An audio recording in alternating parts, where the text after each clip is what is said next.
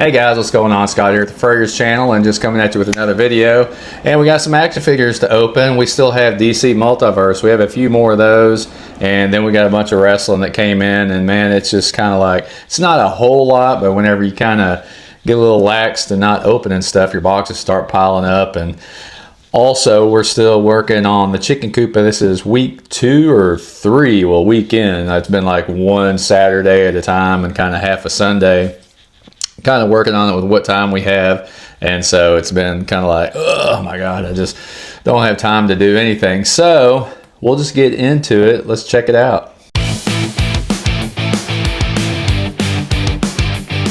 Alright guys, like I said, we're going with DC Multiverse, and this one is the Huntress, and this is from the new 52. I don't know a whole lot, like I don't know all the background on this figure. I do obviously have seen her in comics and animated series and all that kind of stuff. So, you know, my knowledge is kind of but it's a good looking female figure. You know, we don't get enough female figures from McFarlane, seems like.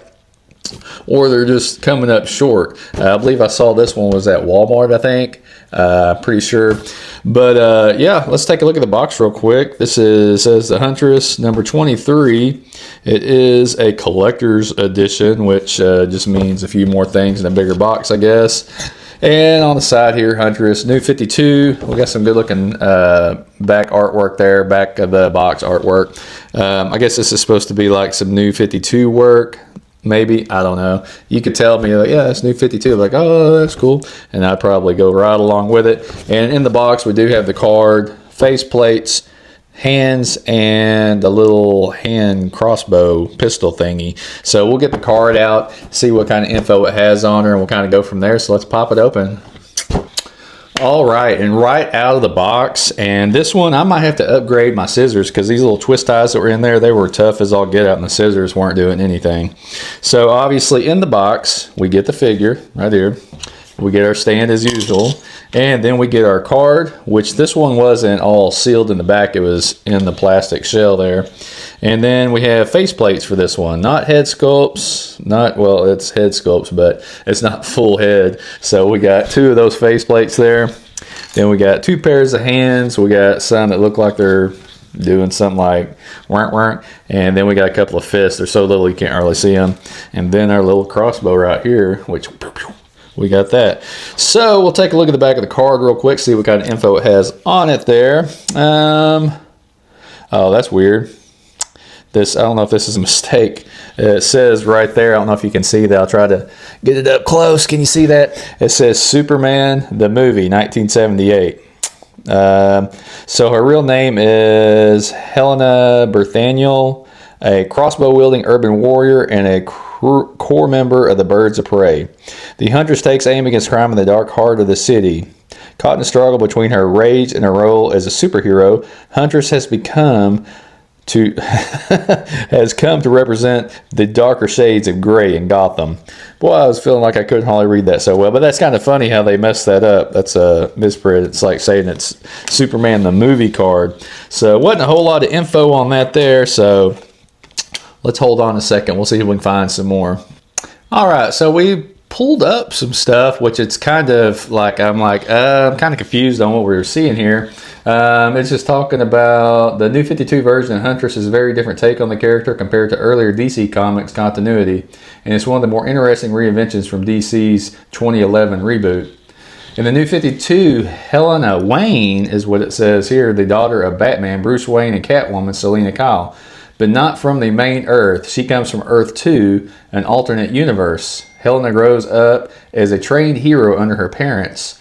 During an invasion by Darkseid, her world is devastated. She and her ally, Power Girl, Kara Zor-El, Superman's cousin from Earth 2, are thrown into the main DC universe, Prime Earth, which that's supposed to be like ours, I guess. It is. So, well, not ours, but you know, the main one. So, her personality and traits. This is just kind of a breakdown synopsis of her.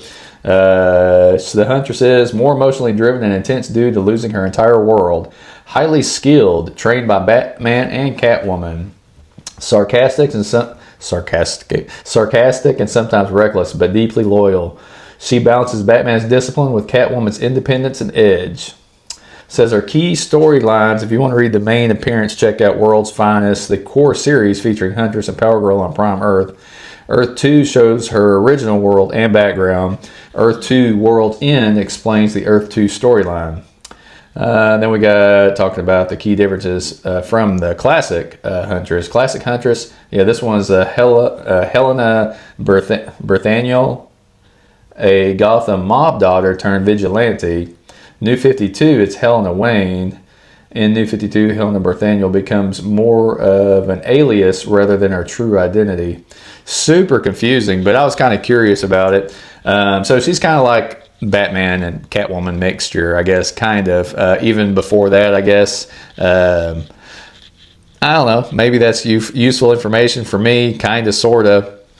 All that multiverse, Earth 2 stuff back in the New 52 was, man, it gets a little confusing. So, but that was that. Let's take a look at the figure and check it out. So she does have a cape. It is wired, and boy, this wire is like super like thick and strong. Like at first I was like, I don't think I'm gonna be able to move this, but I mean, you can definitely, as you can see, this cape is going to get into like some running poses.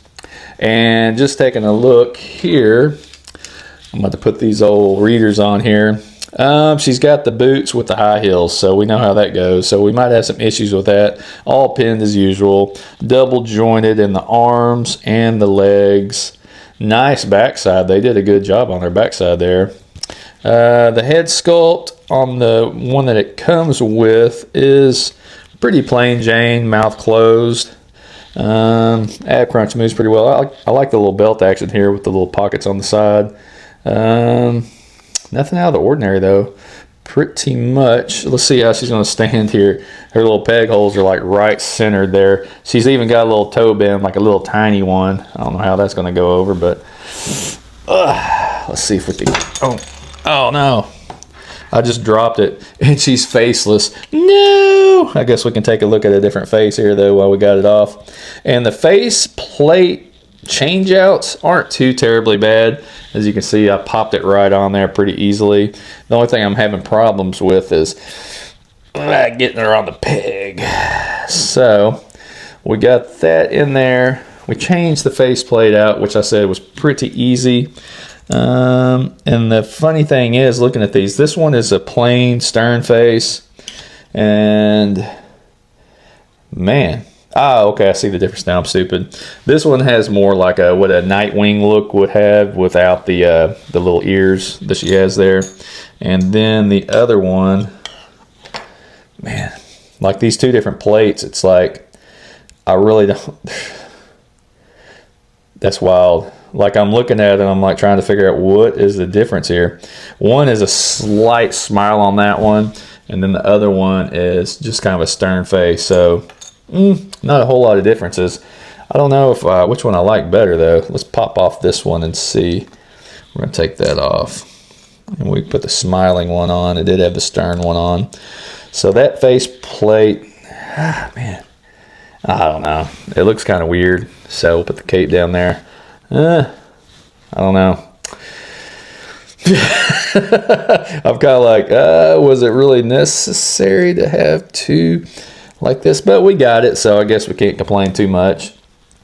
Mine is a little bit stiff, and she stands okay. Okay, this isn't the best pose here, but we'll try to see if we can get a knee to bend there a little bit. You know how these McFarlanes are sometimes right out of the box. They're a little bit stiff, so, which isn't a super bad thing, because you could get some that are all floppy, kind of like that Joker we just did with a loose waist. And she has none of that, so pretty cool. Don't get much head movement though. Ab crunch is pretty tight. Twist at the waist. I don't think that's on the ball joint too, I think. Yeah, it is. So right there at the waist, she has two ball joints, one up there at the torso and one at the waist, so she can twist and get a little bit of movement. But I think if you get a little too crazy with her, we're probably going to be tearing her up a little bit. But, I mean, we're kind of getting something here. See if we can get a little toe bend there. Oh, man, that toe bend. The toes are so little, you can't really get it to bend, and it's tight. There we go. Trying to make it look like she's kind of running a little bit, I guess.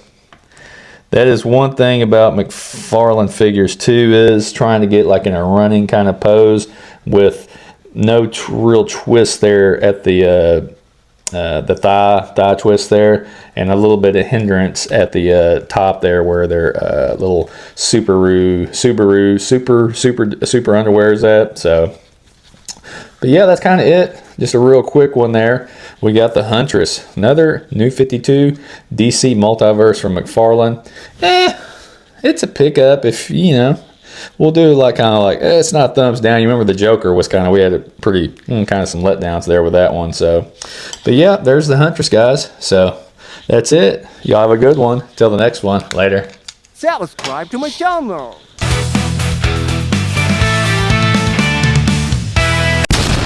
Come on, players, stop hating. Stop hating. Start participating.